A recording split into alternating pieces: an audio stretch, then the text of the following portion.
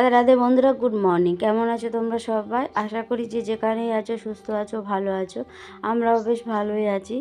আজকে তোমাদের সাথে শেয়ার করব সংসারের কাজ বেশি বা কম, সকালে যদি এক নিঃশ্বাসে কাজগুলো সেরে নেওয়া যায় তাহলে সকালটা গোছানো হলে সারাদিনের কাজটাও সহজ হয়ে যায়।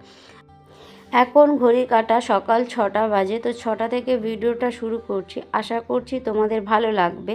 সকালবেলা না ঘুম থেকে উঠতে দেরি করিনি। আসলে এখন তো নিরু স্কুল ছুটি চলছে, অতটাও ব্যস্ততা নেই। তবুও ভাবলাম যে সকালে যদি দেরি করে উঠি বা হয়তো কাজটা একটু দেরিতে শুরু করি তাহলে সারাদিনের কাজগুলো অনেকটাই এলোমেলো হয়ে যাবে আর সময় মতো সমস্ত কাজগুলো সারতে পারবো না। তাই কোনো দিকে সময় সকালবেলা নষ্ট না করে যদি হয়তো ফোন দেখছি, তো এরকম কোনো কাজ করতে হয়তো সকালটা অনেকটাই দেরি হয়ে যায়। তো তাই ভাবলাম যে না, ওসব না করে সকালবেলা ঘুম থেকে উঠে পড়েছি আগেরই মতো প্রত্যেক দিনে। তবে তখন যে সমস্ত কাজগুলো করতে হতো সেই সমস্ত কাজ না, যে উঠে প্রথমে তো এই সমস্ত কাজগুলো খুব তাড়াহুড়োর মধ্যে করে তো নিরুর জন্য রেডি হওয়ার ব্যাপার থাকে, নিরুর খাবার থাকে, নিরুর পড়াশোনার জিনিসপত্র গোছানো থাকে। তবে ওইগুলো একটু আমি রাতে গুছিয়ে রাখতে বেশি করে থাকি বেশিরভাগ সময়, সকালে যাতে একটু কাজটা হালকা হয় বা কাজটা আমি কম করলেও সময় মতো ম্যানেজ দেওয়া যায়, সেই জন্য ওইগুলো করে রাখতাম। তো আজকে তো ওরকম নয়। আজকে হচ্ছে গিয়ে বললাম যে নিরুর স্কুল ছুটি চলছে, ওদের তো ফাইনাল এক্সাম কমপ্লিট হয়ে গেছে, গিয়ে এখন কিছুদিন স্কুলটা ছুটি চলছে। চাইলে আমি সকালবেলা একটু দেরিতে উঠলেও কোনো প্রবলেম আমার হতো না। ওই যে প্রবলেম বলতে যে কোনো তাড়াহুড়োর ব্যাপার এরকম, কিন্তু কাজগুলো যে সময় মতো হবে না, তো সেই জন্য আমি সময় নষ্ট না করে সকাল থেকেই কাজগুলো শুরু করে দিয়েছি।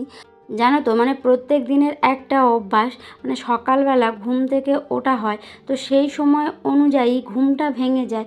হয়তো জোর করে ঘুমিয়ে থাকলে শুয়ে থাকলে আর কি, তো ওটা হয়তো একটু শুয়ে থাকা হয় বা রেস্ট নেওয়া, কিন্তু হয়তো বা ফোন দেখছি, কিন্তু সময়টাই নষ্ট, তাই না? তাই সংসারের কাজগুলো যদি শুরু করা যাওয়া যায় তাহলে সময় মতো হয়ে যাবে, সেই জন্য উঠে পড়েছি।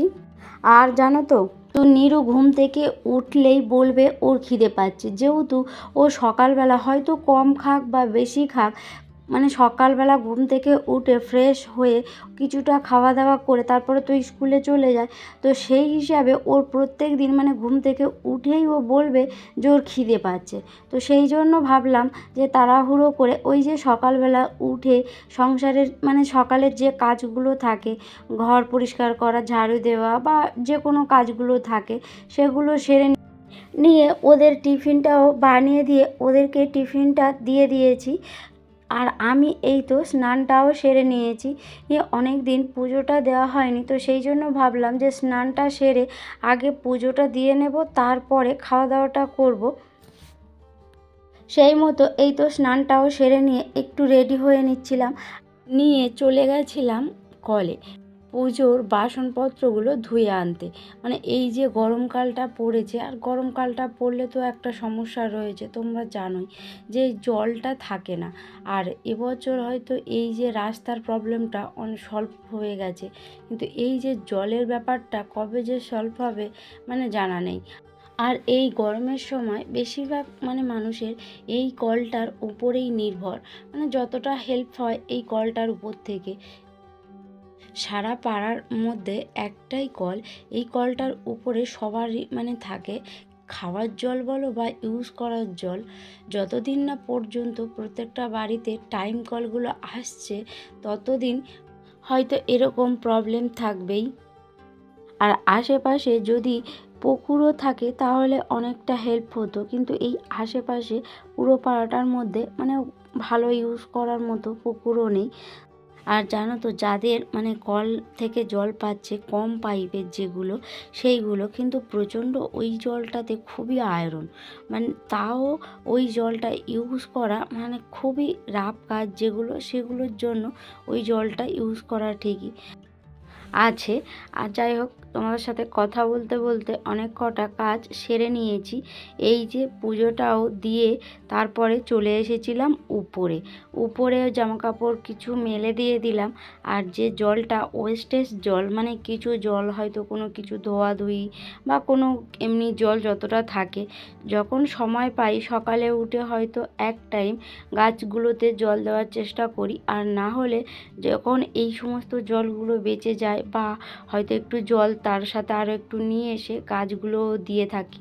তো সেই মতো উপরেও গাছগুলো তো নিয়ে চলে গেছি। উপরে পুরো ঘরটা এখনও পরিষ্কার করা হয়ে ওঠেনি, তবে ওই যে উপরের র্যাকটা ওইটা পরিষ্কার করে সমস্ত গাছ ওখানে রাখার চেষ্টা করেছি। কিছু গাছ এদিক ওদিকে রয়েছে আর কয়েকটা গাছ, মানে বেশিরভাগ গাছটা ওখানে রেখে দিয়েছি। দু একদিন হলো বাঁশ কাঠ যেগুলো থাকে তো ওগুলো খুলেছে, আর সমস্তটা এখনও ক্লিয়ার করে নিয়ে যায়নি, কিছু কিছু রাখা ছিল। তো সেই জন্য ঘরগুলোও না খুব পরিষ্কার করা হয়নি, তাই ভাবলাম ওই জায়গাটা পরিষ্কার করে নিয়ে আর ওই গাছগুলো তাই রেখে দিয়েছি। দিয়ে ওই তো জলটাও দিয়ে নিয়েছি, দিয়ে নিচে চলে এসেছি। এসে আর টিফিনটা সেরে নিলাম, নিয়ে এই যে চলে এসেছিলাম রান্নার ঘরে, রান্নাটা সেরে নেব বলে। আর আজকে রান্না করব বিট ভাজা, বেগুন ভাজা আর সয়াবিনের তরকারি। আর এই তো রান্নাটাও কমপ্লিট হয়ে গেছে, আর এবারে খাওয়া দাওয়াটা করে নেব।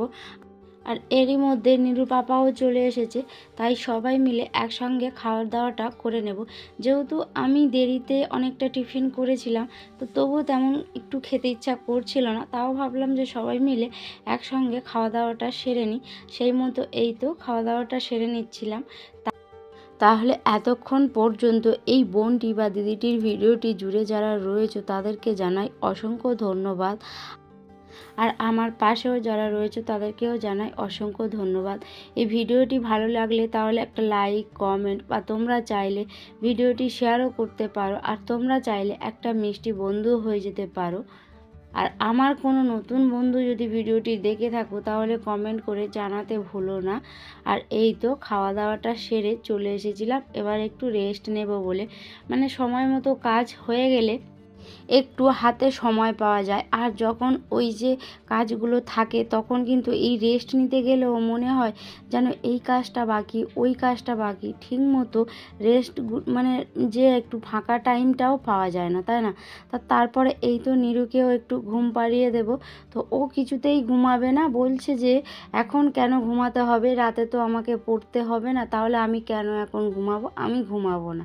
আমি বললাম ঠিক আছে তুমি একটু শুয়ে থাকো, তারপরে তুমি উঠে যাবে। কিন্তু ও শুয়ে থাকতে থাকতে তবেই ঘুমাবে, না হলে বললে যে ঘুমাতেই হবে তখন আরও বিয়ারা করবে, কিছুতেই ঘুমাতে চাইবে না।